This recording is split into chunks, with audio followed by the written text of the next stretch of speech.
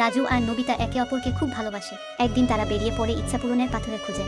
তারা দুজন সেই পাথরের খুঁজে এই ভয়ঙ্কর গুফাতে চলে আসে। তখন রাজু সেখানে দুটি পাথর দেখতে পায়। তাই সে পাথরের পাশে এসে একটি গোলাকারে দাঁড়িয়ে পাথরটিকে বের করার চেষ্টা করে। সে একা সেটিকে বের করতে পারে না, তাই নবিতা তাকে সাহায্য করতে আসে। কিন্তু যেমনি নবিতা সেই গোলাকারে পা রাখে, ঠিক তখনই গোলাকার সরে যায় আর তারা দুজন একটি আন্ডারগ্রাউন্ড ঘরে ঢুকে পড়ে। ঘরটি ছিল পুরো অন্ধকার। তখন নবিতা টর্চ বের করে জ্বালায়।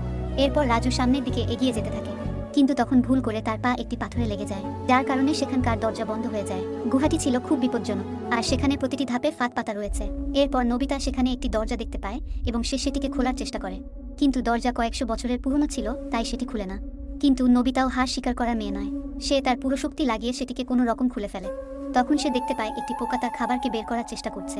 নবিতা সেই খাবারটি বের করে দেয়, কিন্তু তখনই সেখানকার সবকিছু অটোমেটিক ঘুরতে শুরু করে এবং সেই ঘরের লাইট অন হয়ে যায়। এরপর অটোমেটিক ভয়ঙ্কর কিছু অস্ত্র বেরিয়ে পড়ে আর রাজুর ওপর আক্রমণ করতে